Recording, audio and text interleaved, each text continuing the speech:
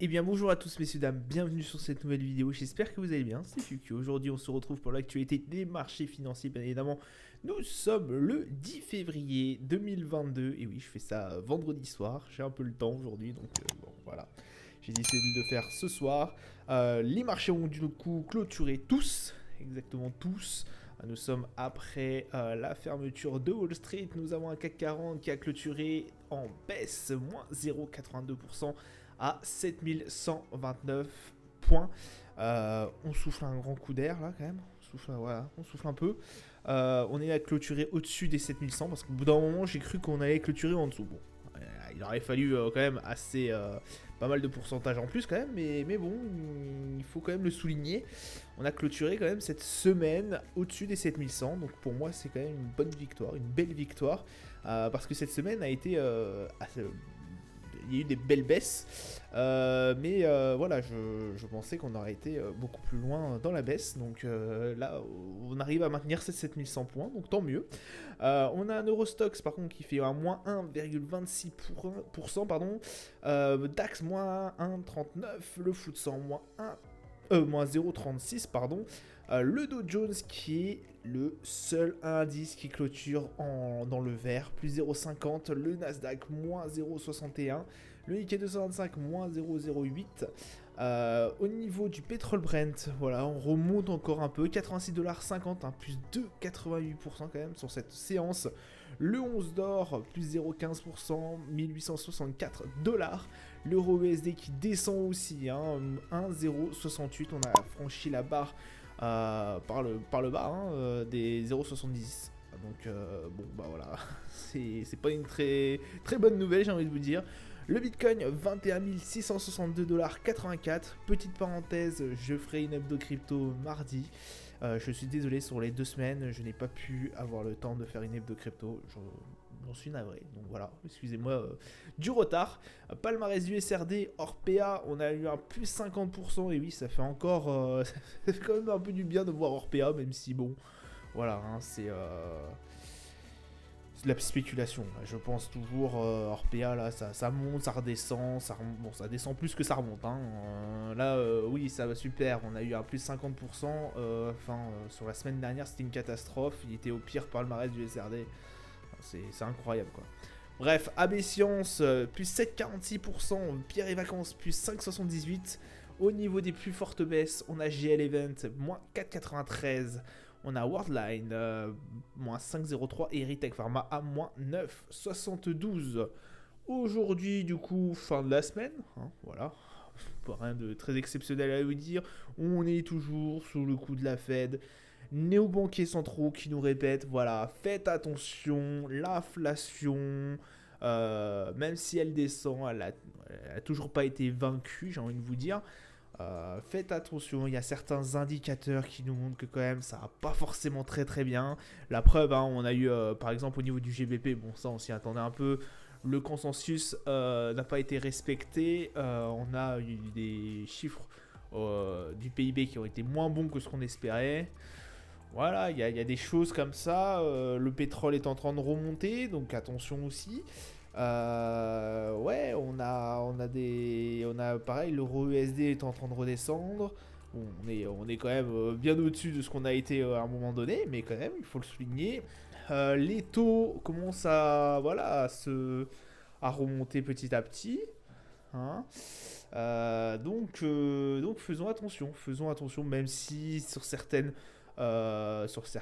entreprises, ça se passe assez bien. Je pense notamment aux banques françaises, hein, je vous en ai parlé hier, qui ont tous publié leurs résultats. Je crois qu'il n'y en a plus aucune qui manque à l'appel. Bon, des résultats qui ont été assez bons dans l'ensemble. Mais il y a des entreprises voilà, où on est en perte de vitesse à cause des taux. À cause des taux, voilà. Il n'y a rien d'autre à dire à cause des taux.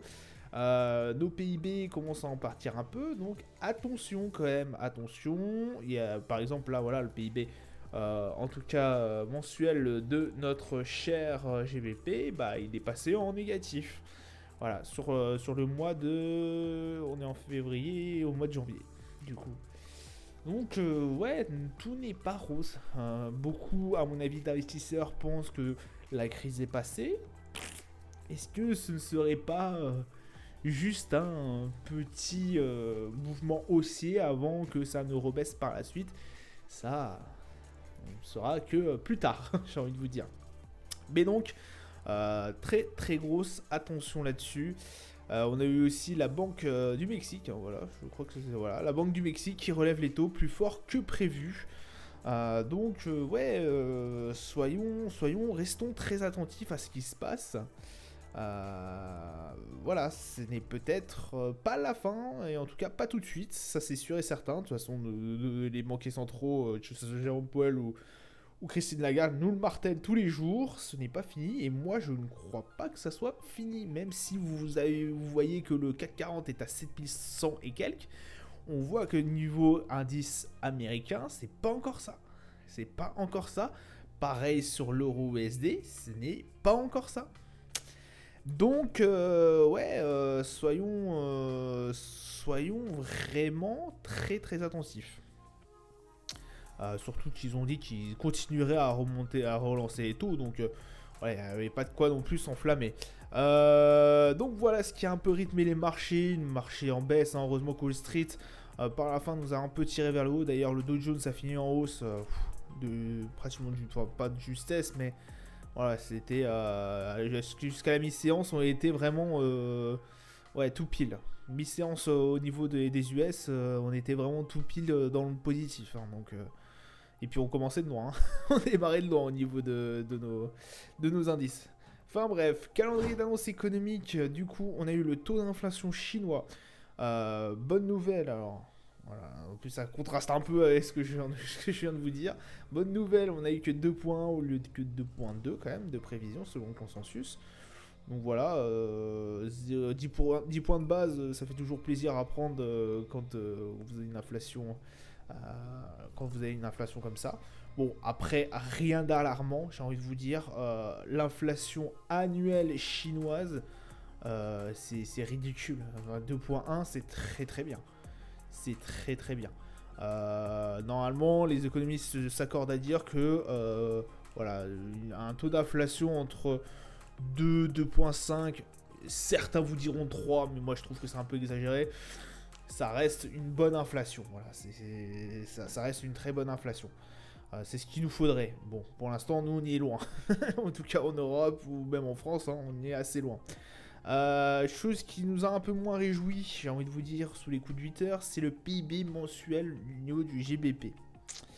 Voilà, on attendait moins 0,3%. On a eu moins 0,5%, c'est-à-dire 20 points de base de moins que ce qu'on espérait. Ça, c'est pas bon du tout. C'est absolument pas bon. Valeur précédente, donc on avait un PIB quand même qui restait, qui arrivait à s'en sortir un peu.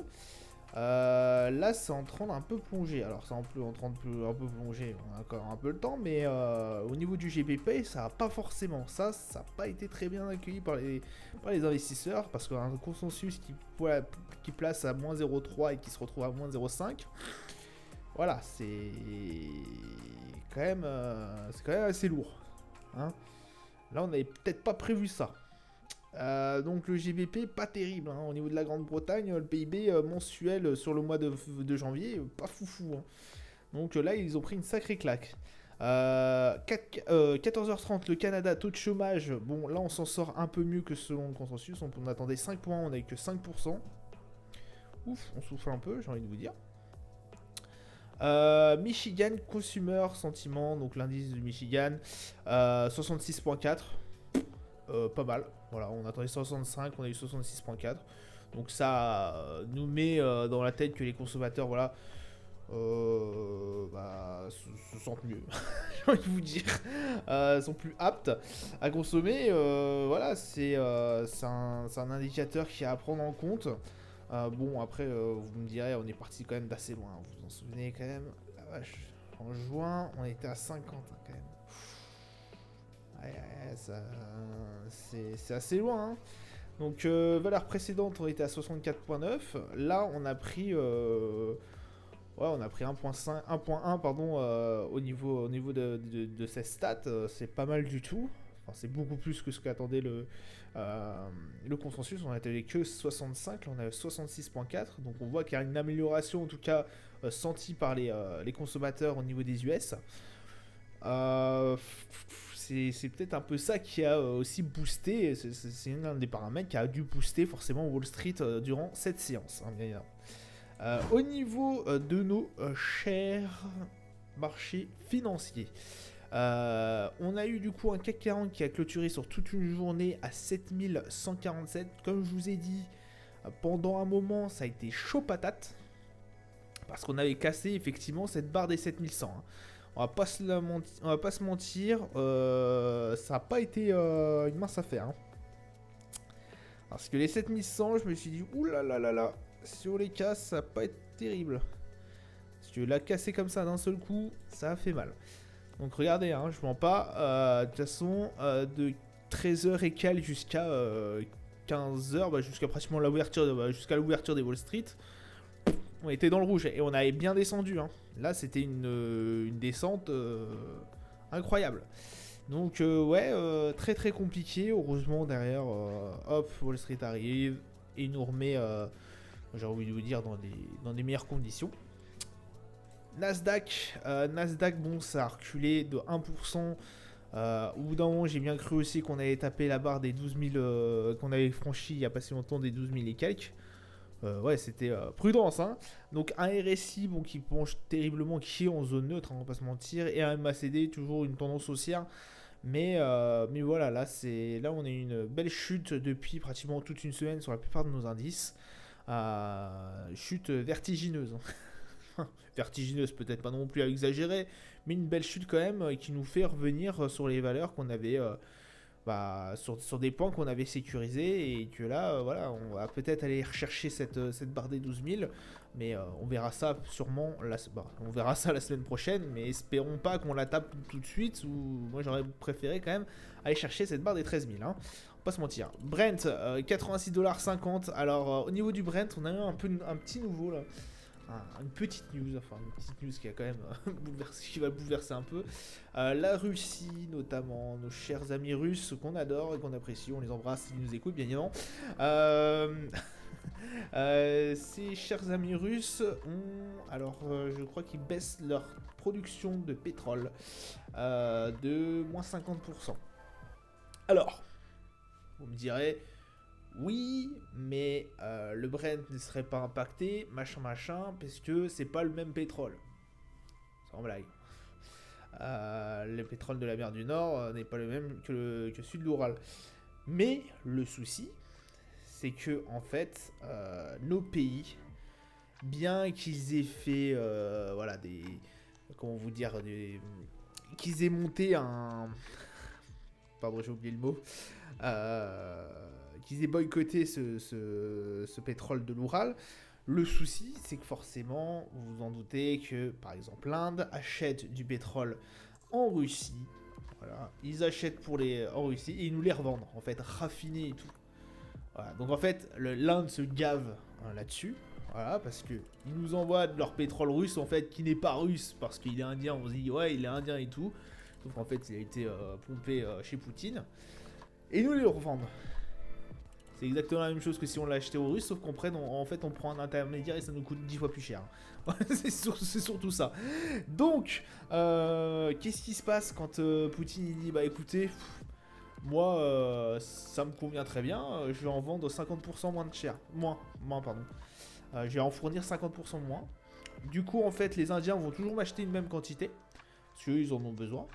Mais par contre, s'ils vont en livrer aux Français, bah, à mon avis, les 50%, ça va faire très mal aux Français. Du coup, les Français, vu qu'ils n'ont pas d'autre choix que d'acheter du pétrole, et que en plus le Brent, on n'est pas assez, on n'arrive pas à fournir assez de pétrole, en tout cas du Brent, pour alimenter toute l'Europe ou même toute la France. Voilà, ça va se battre sur les prix.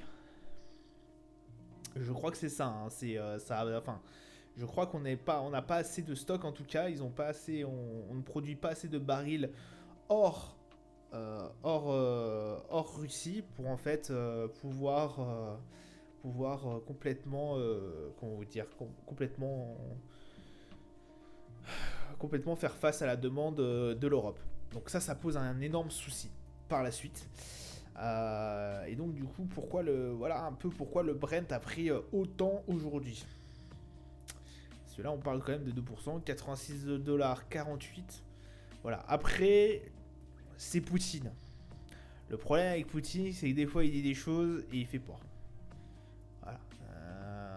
Là, je ne sais pas si ça a été une information confirmée. Mais en tout cas, il a annoncé ça. Pourquoi il ne le ferait pas? Parce que forcément, lui, il a une guerre à gérer. Hein, je ne sais pas si vous êtes au courant quand même. Mais si Pout a une guerre à gérer, forcément, il y a un coût financier qui est énorme. Et que s'il ne vend pas son pétrole aux Indiens, en fait, il n'y a plus de revenus dans les caisses. Et déjà, quand il est en train de se faire martyriser un peu le fiac, là, parce que ça fait 2 ans que... Enfin, peut-être pas 2 ans non plus, mais pratiquement 1 an qu'ils sont dans le bourbier ukrainien, qui perd des hommes, qui perd du matos, qui perd un fric monstre. Ils ne s'attendaient pas à une résistance aussi forte, je pense. J'en suis pratiquement sûr.